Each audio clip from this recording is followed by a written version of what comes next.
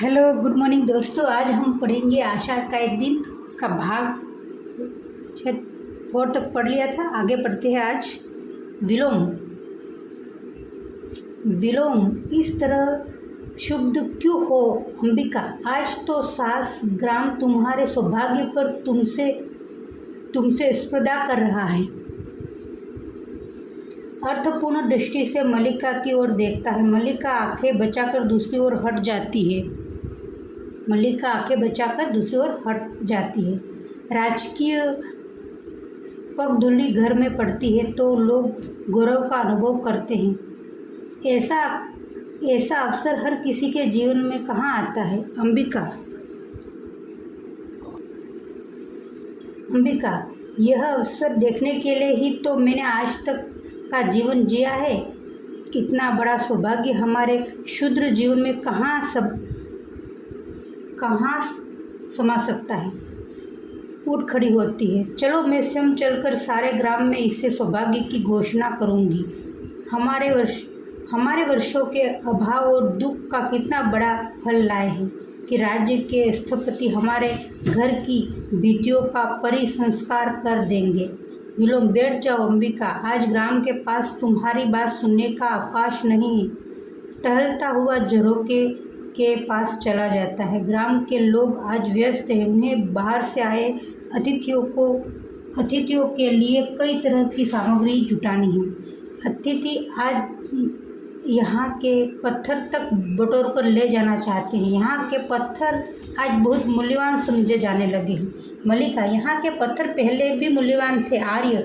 विलोम, यह और बात है कि पहले किसी ने उनका मूल्य समझा नहीं।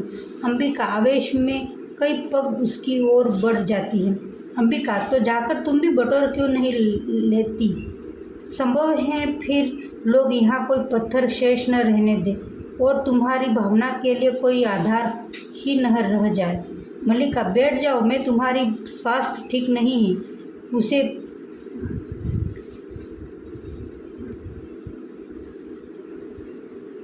अंबिका, जो जाकर तुम भी बटोर क्यों नहीं लेती? संभव है फिर लोग यहाँ कोई पत्थर शेष न रहने दे और तुम्हारी भावना के लिए कोई आधार ही न रह जाए।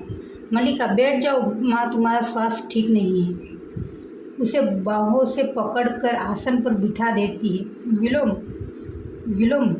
ग्राम में चारों ओर बहुत उत्साह है। यह दिन इस प्रदेश के जीवन का सबसे बड़ा उत्सव है। लोग आज अपने पशुओं की चिंता नहीं कर रहे हैं। ये अतिथियों के लिए भोजन और पान की सामग्री जुटाने में व्यस्त है। उस सामग्री में कुछ हरिण शावक भी होंगे जो राजकन्या के विशेष आदेश पर एकत्रित किए जा रहे हैं। मल्लिका, यह सच नहीं है। विलोम, सच नहीं है। इंद्र वर्मा और विष्णुदत्त को राजकन्या ने स्वयं आदेश दिया है कि मल्लिका, उस आदेश का कुछ और अर्थ भी तो हो सकता है। विलोम, और अर्थ क्या? और अर्थ हो सकता है क्या? राजकन्या हरिण शावकों से खेला करेगी? हाँ, उज्जैनी के कलाकार उनकी अनुकृतियाँ बनाएंगे। यह भी एक मनोरंजन विषय है कि राज परिवार के साथ आए राजधानी के कलाकार आज यहाँ की हर वस्तु की अनुकृतियों बनाते हुए घूम रहे हैं। कि हर वस्तु की अनुकृतियाँ बनाते घूम रहे हैं। यहाँ का कोई पेड़ पत्ता तिनका शेष नहीं रहेगा जिनकी मैं अनुकृति बनाकर नहीं ले जाएंगे। मल्लिका, इनका भी कुछ दूसरा अर्थ हो सकता है। विलोम झरोखे के पास से हटकर उसकी ओर आता है। विलोम, मैं कब कहता हूँ कि तुमसे अर्थ नहीं है?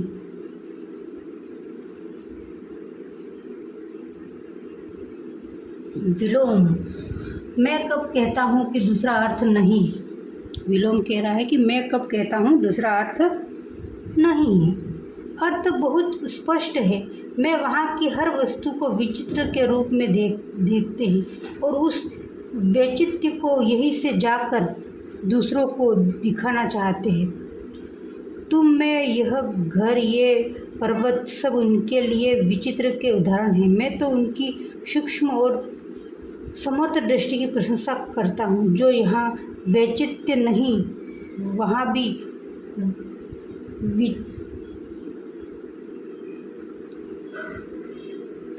विचित्र के उदाहरण हैं। मैं तो उनकी सूक्ष्म और समर्थ दृष्टि की प्रशंसा करता हूँ। जो यहाँ वैचित्र्य नहीं वहाँ भी विचित्र देख लेती हैं। एक कलाकार की मैंने यहाँ की धूप में अपनी छाया की अनुकृति बनाते देखा है।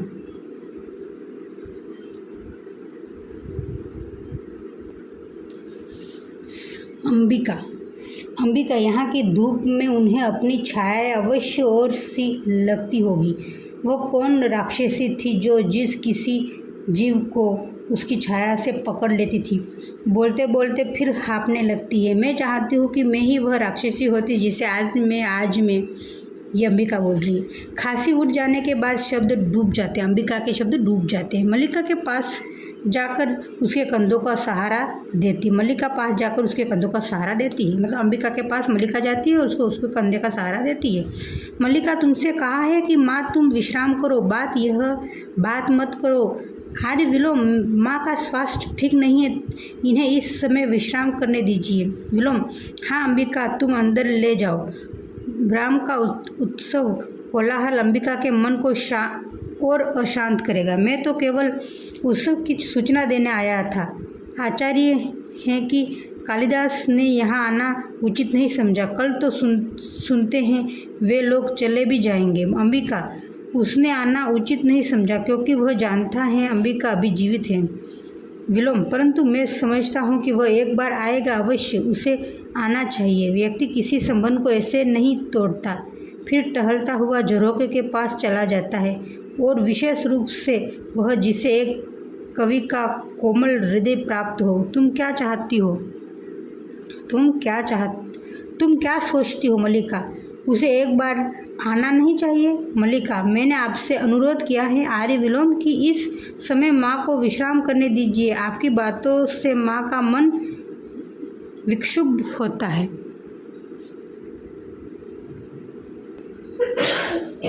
विलोम,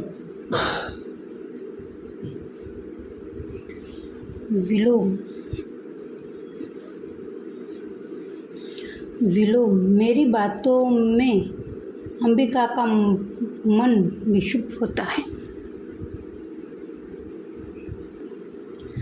मैं समझता हूँ उसके कारण दूसरे हैं। अंबिका जानती है किस कारण से उसका मन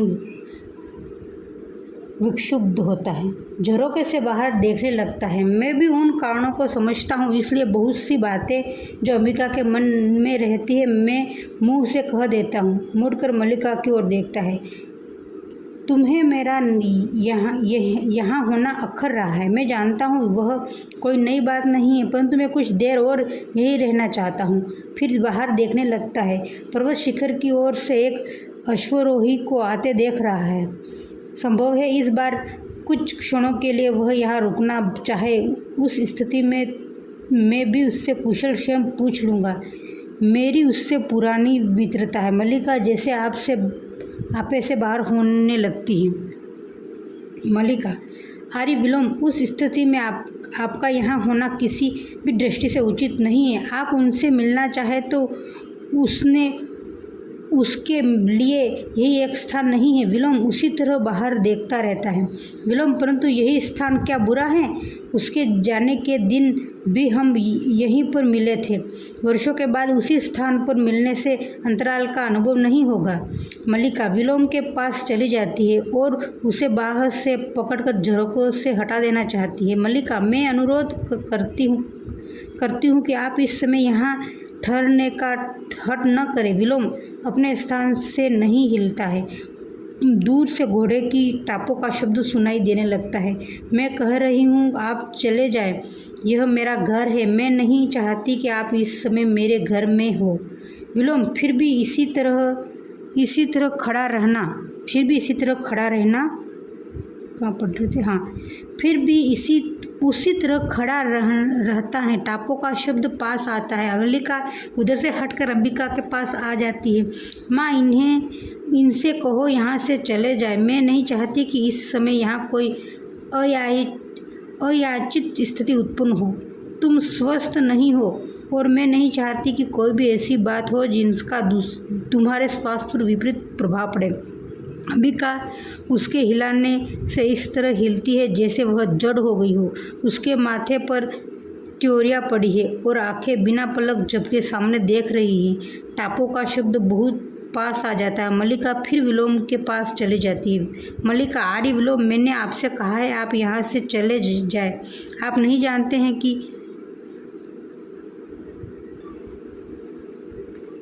टापू का शब्द पास आकर कुछ दूर लगता है। मल्लिका ऐसे स्तब्ध हो रही है जैसे उसे काट मार गया हो। विलोम धीरे से मुड़कर उसकी ओर देखता है। विलोम, चला जाता हूँ। काष्ठ से हल्का व्यंग्यात्मक स्वर निकलता है।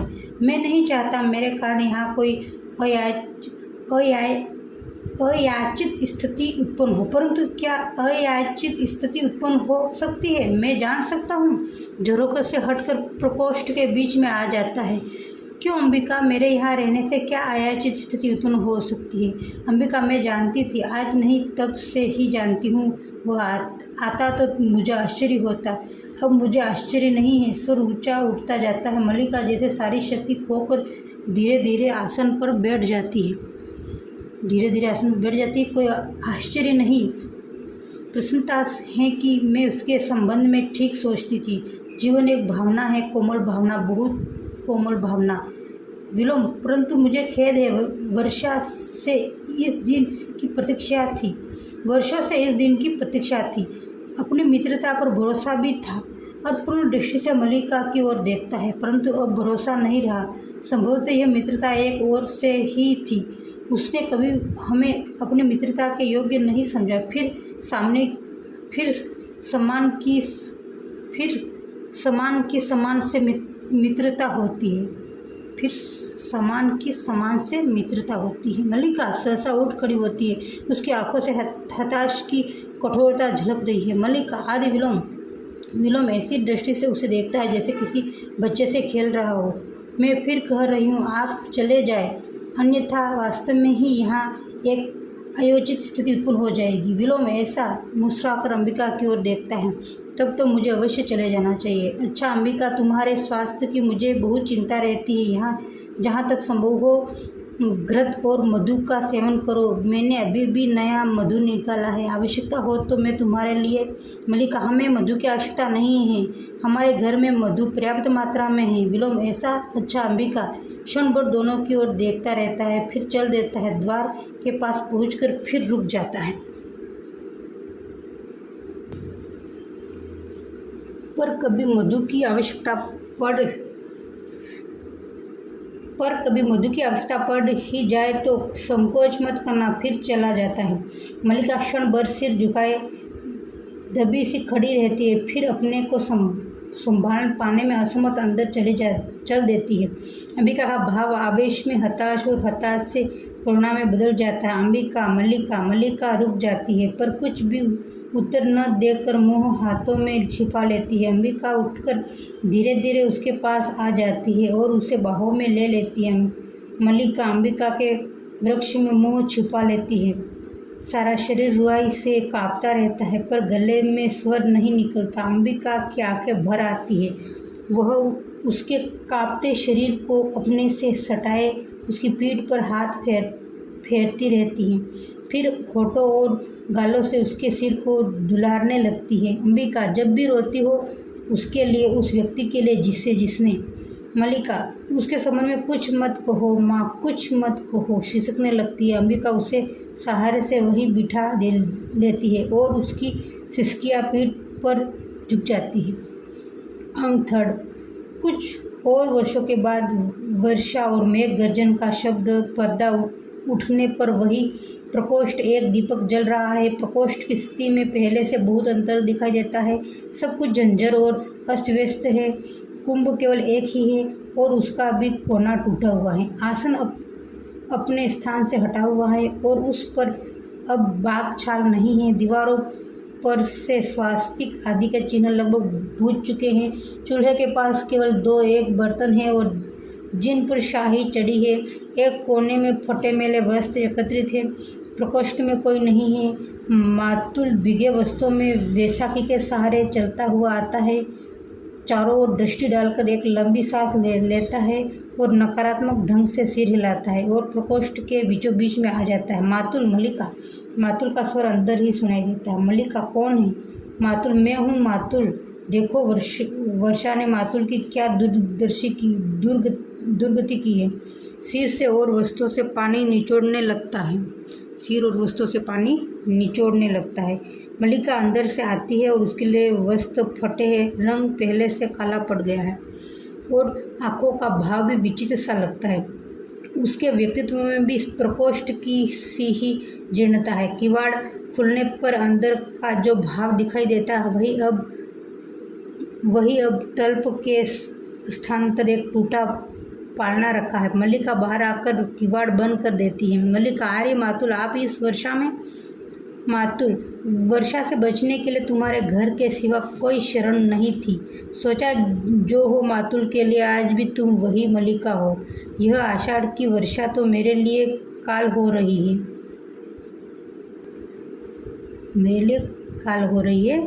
पहले जब मैं दो पैरों पर चल लेता था तो मैंने कभी भारी से भारी वर्षा को चिंता नहीं की, परंतु अब यह स्थिति है कि वैशाखी आगे रखता हूँ तो पैर पीछे को फिसल जाते हैं और पैर आगे रखता हूँ तो वैशाखी पीछे का फिसल जाती है। यह जानता है कि राजप्रसाद में रहकर पाँव तोड़ बैठूंगा तो कभी ग्राम छोड़कर वहाँ न जाता। अब पीछे से मेरा घर भी उन लोगों ने ऐसा कर दिया है कि कहीं पैर टिकता ही नहीं है।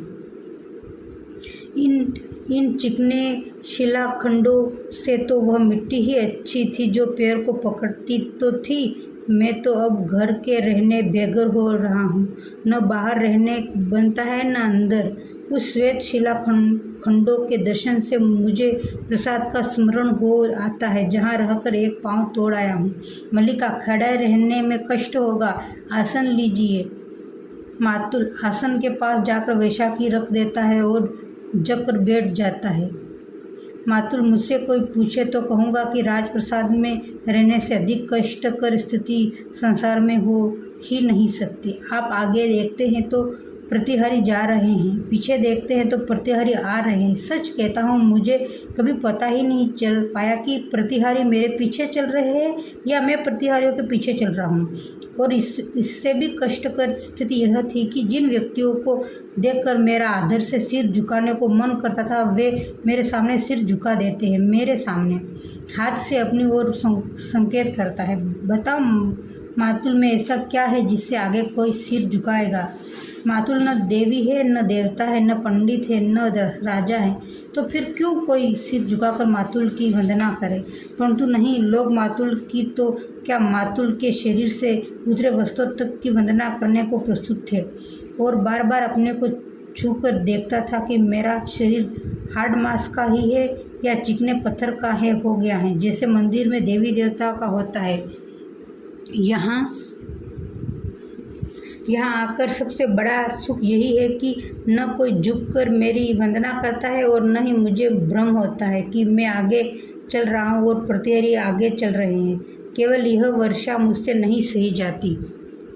मल्लिका, वस्त्र सुखाने के लिए आग जला दूँ? मातुल चूल्हे की ओर देखता है, फिर चारों ओर दृष्टि डालता है। मातुल, तुमने घर की क्या अवस्था कर रखी है? अंबिका के न रहने से घर की अवस्था ही नहीं रही। वह ठीक है कि प्रिय गुलमंजरी ने तुम्हारे लिए कुछ वस्त्र और स्वर्ण मुद्राएं भिजवाई थी जो तुमने लौटा दी। मल्लिका, मुझे उनकी आवश्यकता नहीं थी। मैले वस्त्रों के पास जाकर उनके नीचे से भोजपत्रों का बना ग्रंथ निकाल लेती है और उसकी धूल झाड़ने लगती है। मातुल, और इस घर में परिसंस्कार के लिए भी तो उसने स्थपतियों से कहा था। मल्लिका, मैंने किसी परिसंस्कार की आवश्यकता नहीं समझी।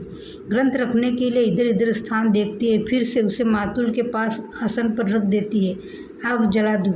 मातुल, नहीं, वर्षा थम रही है। रेवेशा के लिए हुए झरोखे के पास चला जाता है। हल्की हल्की बूंदें किसी तरह घिसटता हुआ पहुँच जाऊँ।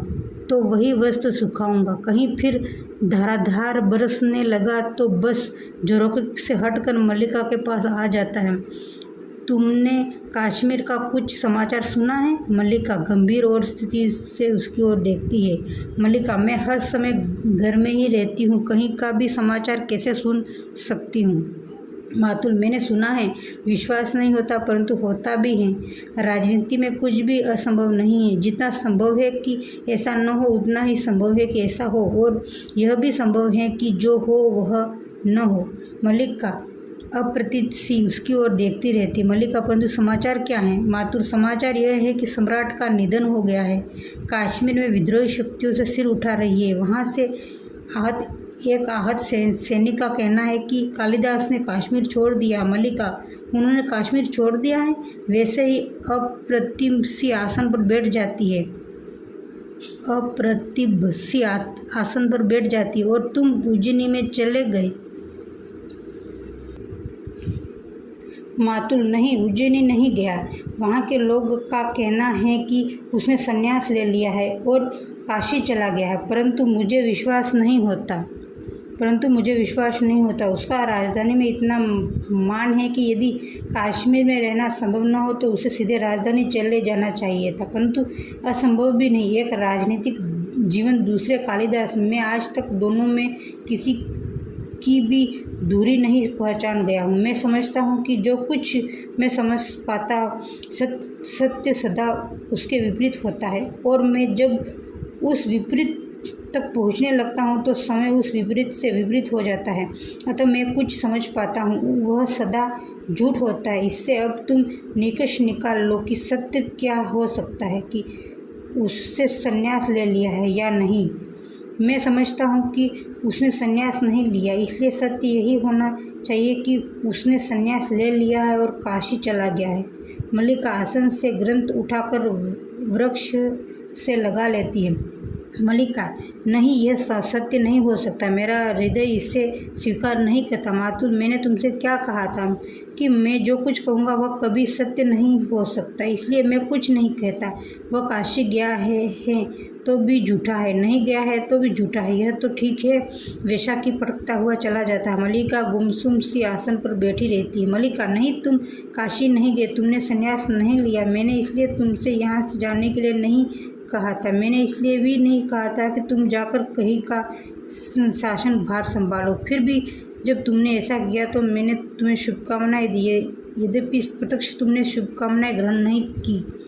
ग्रंथ को हाथों में लिए अभियोग पूर्ण दृष्टि से उसे देखती है। मैं यद्यपि तुम्हारे जीवन में नहीं रही, परंतु तुम मेरे जीवन में सदा बने रहे हो। मैंने कभी तुम्हें अपने से दूर नहीं होने दिया। तुम रचना करते रहे, मैं समझती रही कि मैं सार्थक हूँ। मेरे जीवन का भी कुछ उपलब्धि है। ग्रंथ को घुटनों पर रख देती है। और आज तुम मेरे जीवन का इस तरह निरर्थक कर दोगे? ग्रंथ को आसन पर रख कर उद्विग्न दृष्टि से उसकी ओर देखती रहती है। तुम जीवन का तटस्थ हो सकते हो, परंतु मैं तो अब तटस्थ नहीं हो सकती। क्या जीवन को तुम मेरी दृष्टि से देख सकते हो? जानते हो मेरे जीवन में ये वर्ष कैसे व्यतीत हुए? मैं क्या क्या देखा, क्या से क्या बिग हूँ। उठकर अंदर का किवाड़ खोलती और पालने की ओर संकेत करती है।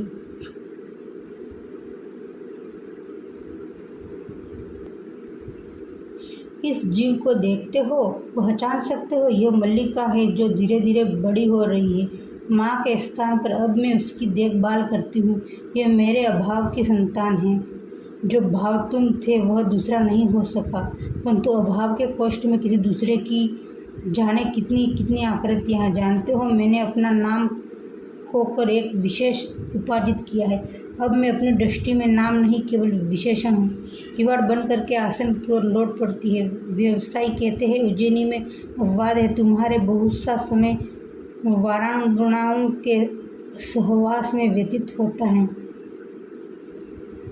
वीरांगनाओं के सहवास में व्यतीत होता यह होना चाहिए, परंतु तुमने वारांगना का यह स्वरूप भी देखा है। आज तुम मुझे पहचान सकते हो। मैं आज भी इसी तरह पर्वत शिखर पर जाकर मेघमालाओं को देखती हूँ, उसी तरह ऋतुस्वार और मेघदूत की पंक्तियाँ पढ़ती हूँ। मैंने अपने भाव को कोष्ठ की रिक्त नहीं होने दिया, परंतु मैंने अभाव की पीड़ा का अनुमान लगा सकते हो।